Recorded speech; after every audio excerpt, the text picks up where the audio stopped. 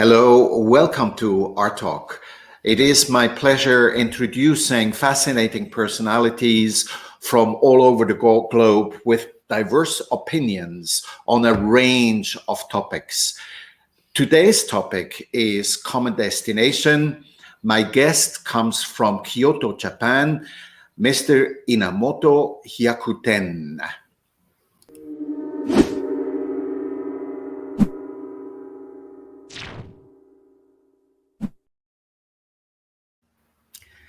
Hello, Hyakuten sensei. Oh, hello, Ne. It is my great pleasure to join your our talk show, and thank you so much for having me here today. Thank you so much. Thank you. You're too kind. Thank you very much. It is a pleasure to have you here. It is really a pleasure to show people from all over the world with so many different personalities, different opinions, and to have the liberty to speak about so many topics. And we had met for the first time 10 days ago, 14 days ago. Yes. And of course, we wondered, what are we going to speak about? And we chose common destination. Yes, I think we did. Yes. We had a number of alternatives, just go with the flow, but we ended up with common destination. Now, before we start discussing this, allow me to say a few words to my viewers introducing you, because not everybody knows you. Of course, many people know you within the Reiki community, but outside the Reiki community, maybe not so many people know you. Now, Inamoto Hyakuten is a native of Kyoto, and he ordained in 1982 as a Buddhist monk of the Yodoshu, or Poor Land School.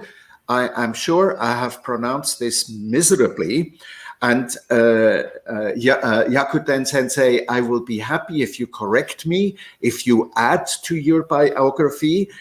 And I personally would be very curious to learn about you being a monk, what that means today, but whether that is appropriate to discuss in this context, I cannot judge. But maybe it is even has to do maybe with common destination. You know, I find this also a great opportunity to sometimes get to know other cultures, for me to learn, but hopefully also for the viewers. So we have a number of interesting things of Japanese interest we may discuss. In 1995, Hyakuten Sensei encountered Reiki through a book written by a Japanese lady who emigrated to New York, and who learned Reiki in America from an American teacher.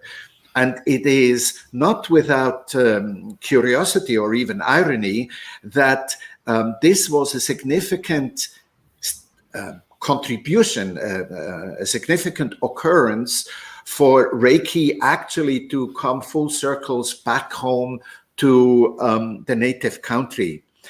In 1997, Hyakuten Sensei's journey with Reiki began in earnest. And in 1998, he began to teach and formed his own Reiki school. Since then, he has traveled extensively all over the world. Hyakuten is the first name. In Japanese writing and officially, the last name Inamoto is first and Hyakuten second. So Hyakuten Sensei allowed me to address him graciously and generously by his first name. And we only spoke for the first time 10 days ago. So I'm very grateful for that. I feel honored. Now, Hyakuten Sensei has been a significant contributor to the global Reiki community. He has become somewhat of a consultant, if not a teacher, for a range of international curious minds and Reiki professionals. And he has been quoted by many of them in their many books, and he can be seen on a number of YouTube videos in conversation with curious foreigners from all over the world. Indeed, he has physically shown in Japan a number of curious Reiki people around to the significant sites in Japan. All this is very true to his motto to be an advocate of truth and unity. Very much welcome, Yakuten Sensei. I'm so honored to have you here. Okay, thank you again. It's my great pleasure. Okay, thank you. Tell me, is there anything you could enlighten me with respect to you being a monk, ordained monk, and how that is? You know, my background is Christian culture. I'm Catholic, educated, so I have a very Christian Western view on what it means to be a monk and a nun. By the way, my wife's uncle, he used to be a missionary after the Second World War in Japan, a Catholic missionary. Okay.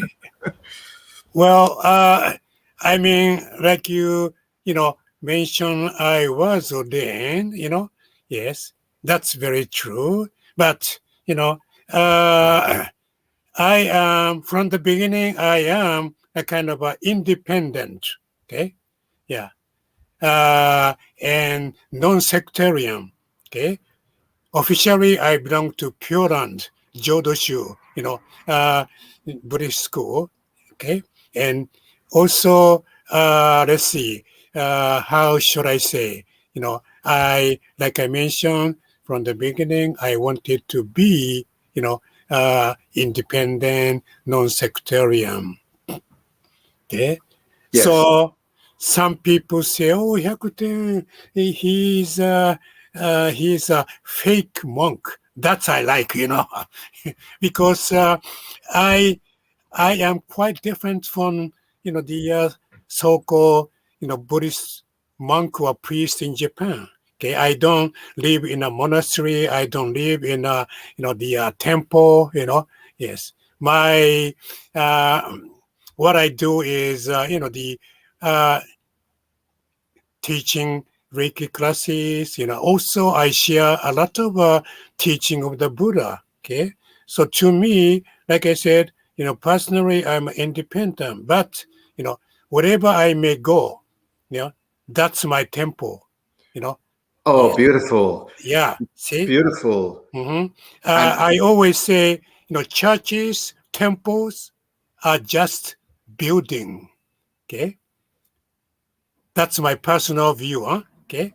So we don't see Christianity in churches. We don't see Buddhism in Buddhist temple. Okay, so it's in a way they're all here within our heart. Yeah. So so I always say, oh, my temple is a mobile temple. Wherever I may go, there's my temple. That's how I understand. As a being independent, non-sectarian, I follow any tradition. If I like, okay, this is my tradition. Yeah. Okay.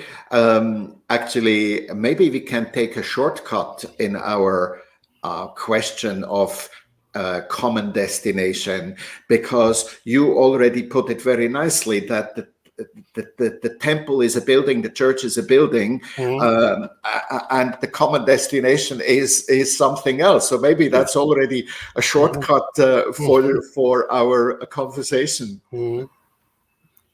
So anyway,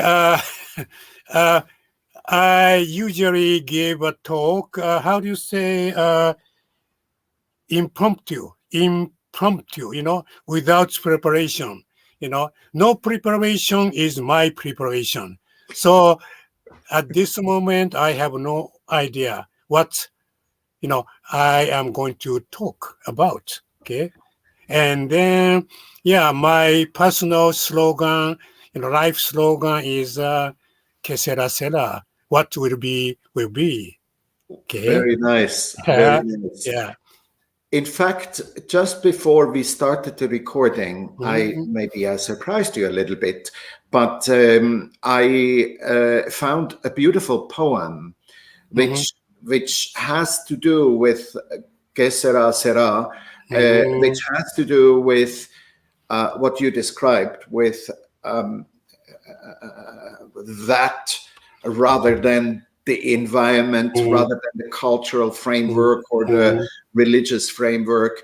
And I'm very grateful that you permitted me to put it actually up and show it with everyone. Okay. When I read this, I found it quite profound.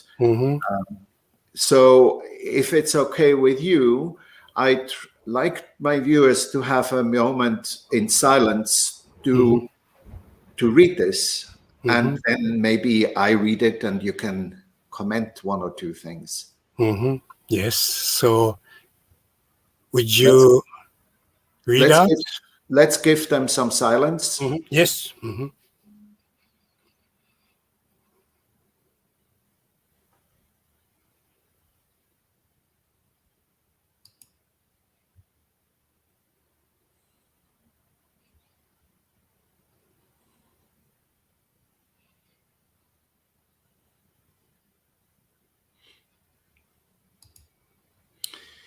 And indeed, I think that, oops, sorry about that. I want to have you on screen also. And indeed, I think silence is the right atmosphere to let the profounder, the deeper message of this sink in. So I am going to read it out, even though I'm not a poet. I am here. You are here. This is a very significant meeting, I trust. When there's this, then that comes to be. With the arising of this, that arises. When there isn't this, that doesn't come to be. With the cessation of this, that ceases. Okay, thank you.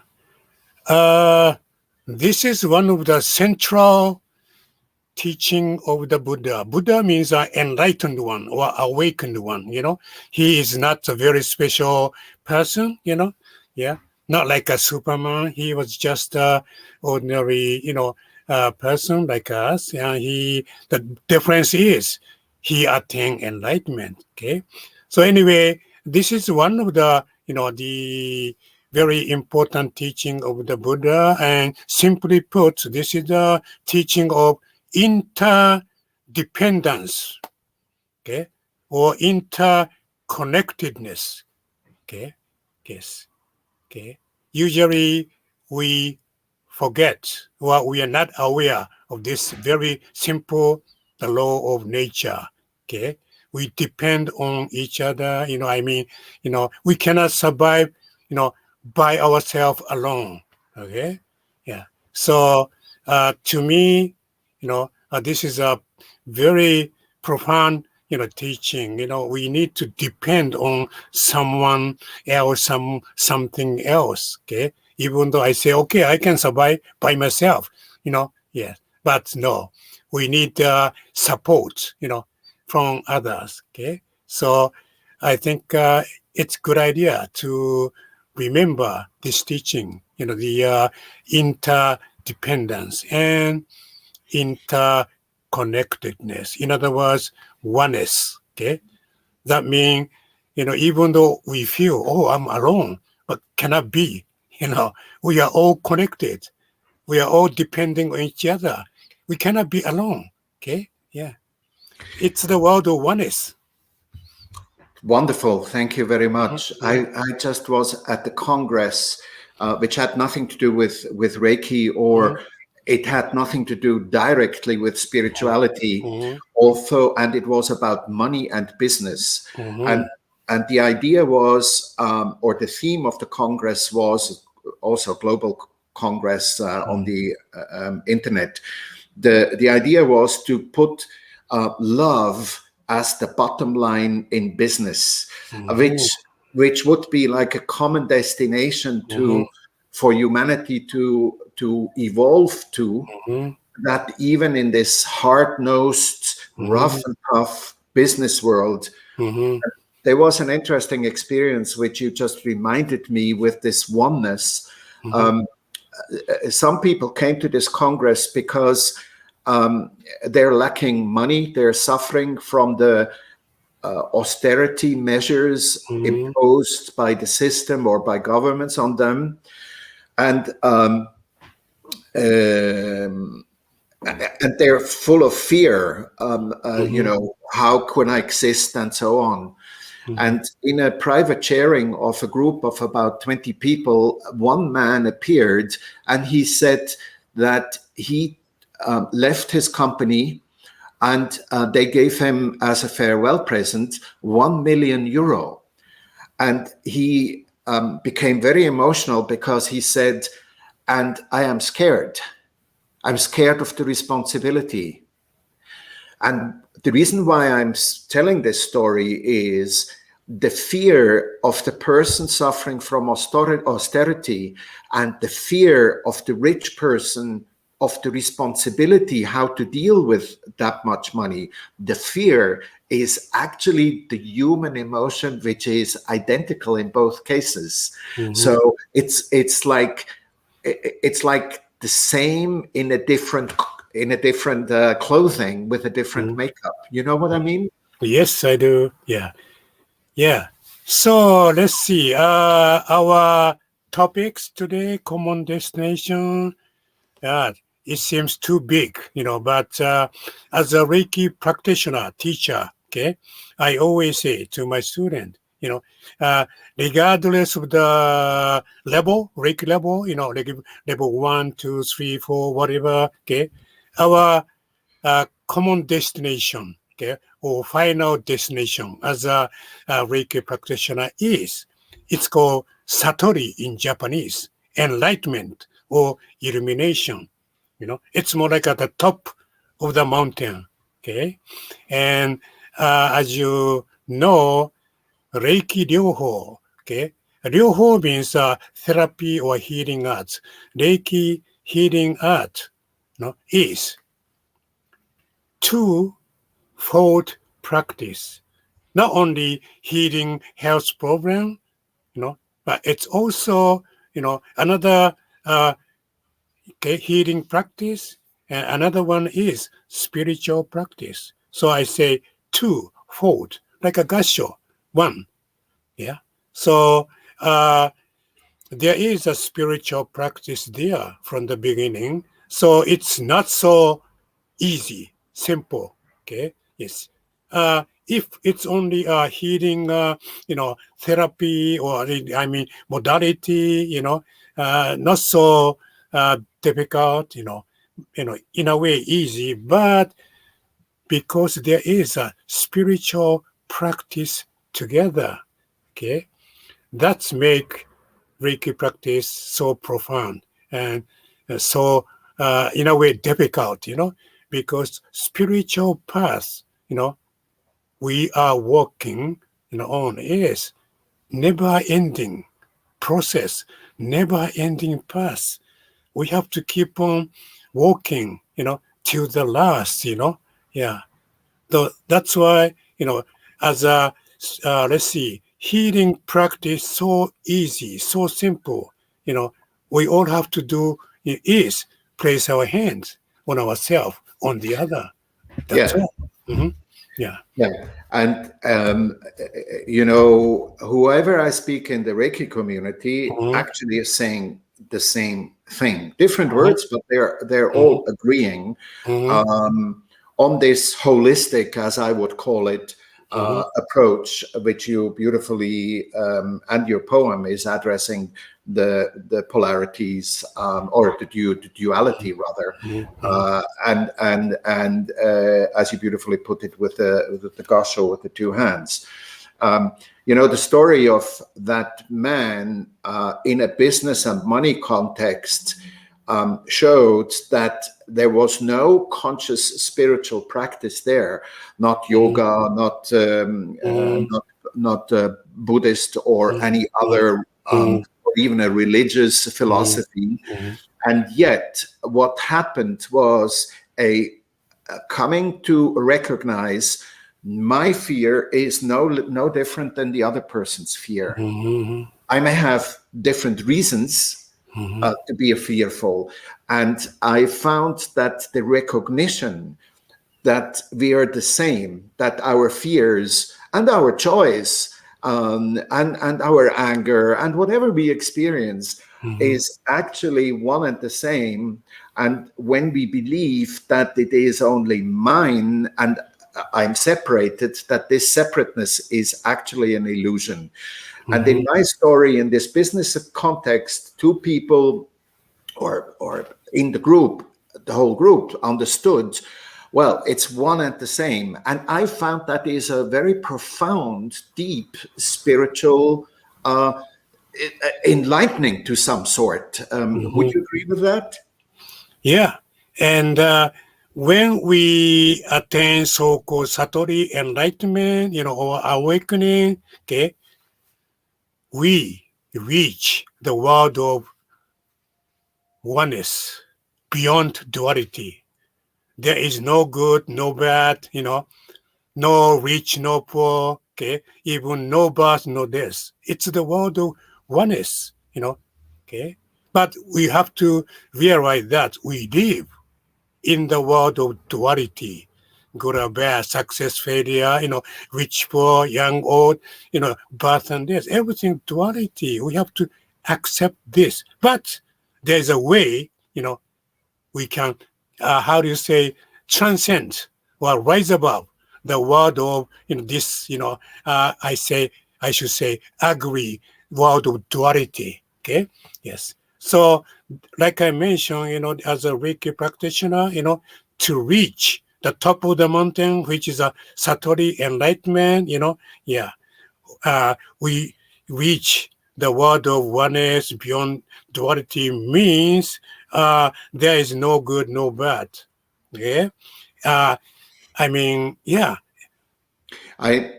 with you. I fully agree with you.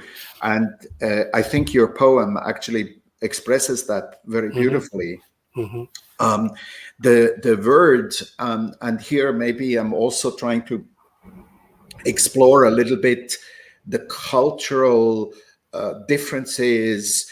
The last verb you actually use in your poem is cease, something ceases to exist, right? It dissolves. And where I come from, the word cease quickly is associated with dying, with death. And that often has a, how should I say, a negative connotation. Fear is attached to it, or guilt, and that kind of thing.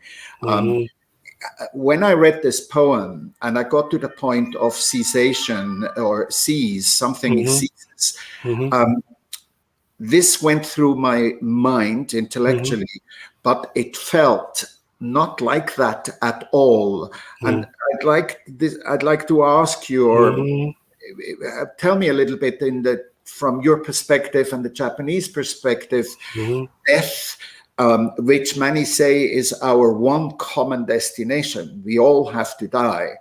Is that a taboo? Do you not speak about that, or is it something you speak in a roundabout way, or are you quite open about it? How do you feel about that? I couldn't clearly understand you. Could you repeat your question in a different, in other words? Yes. is death, dying, culturally a taboo in Japan. People try to avoid talking about this because death clearly is a common destination we all have. We have this in common. Yes. And in my culture, I regret to say that often it is hidden away. We rather not speak about it. Yes. What is your... Yeah, I'm clear. Thank you. You see, like I said, we live in the world of duality. You know, birth and death is a kind of an extreme example. Once we are born, we have to die. It's a very natural process, like a sunrise, sunset. It's a natural. Okay, but I know, you know, including me, people are afraid of losing their lives. In other words, you know, we are very afraid of, you know, dying. Okay, it's natural kind of an emotion. But see, the truth is, once you are born, you know, we have to die. You know, we have to go. Okay, that's you know, natural process of nature. Okay, so I understand people are afraid, you know, of dying, and I was also very afraid, you know, and I always say in joke, I know people die. I know that. But what about me? No, you know, I don't want to die. But I have to die sooner or later, you know, anytime. But I have to accept this, you know, the world of duality. But again, like I mentioned, once suppose I could reach the world of oneness beyond duality, there will be no birth, no death. There will be no death. Okay, I can be, you know, forever. Okay, infinite, like a Buddha. You know, historical Buddha. Okay, 2,600 years ago, he attained enlightenment at a very young age, the age of 35. Okay, he attained enlightenment, nirvana, in, you know, the Buddhist term. Speaking of nirvana, it means the end of suffering. Okay, so anyway, he attained enlightenment. He became a Buddha. Okay, but he lived to 80 years old. You know, teaching his, Dhamma, truth. Okay, yes. So, the age of 35, he reached the world of oneness. No death. Okay, no birth, no death means he became eternal forever. But he had a physical body, which we have to leave sooner or later. So to the age of 80, he was carrying his physical body. Yes. Then the age of 80, he left his physical body. So it's another enlightenment. It's called Parinibbana, great Nibbana, Yeah. When he was young, Nirvana means enlightenment, Yeah. Then when he passed away, together with physical body, he attained bigger enlightenment, which is called, Parinibbana, okay? Great enlightenment, okay? So I understand as a human, we are afraid of losing, our precious life. It's very natural. But again, we can be aware that there is a world, where we can transcend the world of duality, which is a birth and death. Okay? Yeah. I'm very happy you expanded a little bit also on the life of the historic Buddha, and a thought passed through my mind. As a teacher, I often find it paradoxical that even physically, everything in me, my immune system, is constantly trying to establish equilibrium. Every cell of my physical body, but everything in my whole existence, in my holistic existence, my emotions want to get into equilibrium. Everything wants to wants to get into equilibrium. And what I find, and this equilibrium, this harmonious state, very often is likened to either unconditional love, for example, in the business community I just spoke, or I hear the same state being used when enlightenment is being described. And the paradox I find is that many people say, oh, it's difficult to reach that. And also many people think, oh, only like people like the Buddha, the Dalai Lama, a monk, only holy people can reach that. But everything inside us actually is longing and capable to reach that point. Yes. It's an immense paradox. And what I liked in your story is your emphasis that a young person already attained that state. So I would like to get a little bit of hope from that for myself and maybe for other people, that who knows, maybe the state of enlightenment isn't as difficult, or the state of holistic healing isn't as difficult as our ego, our mind thinks, or our heart feels. And that maybe it is closer. And most importantly, and I think all spiritual teachers are agreeing on that every one of us is allowed to and invited to make that step to enlightenment, as you described. Yeah. Okay. In Buddhism, we say each and every one of us has a so-called Buddha nature, the seed to become, enlightened. Everybody has from our birth.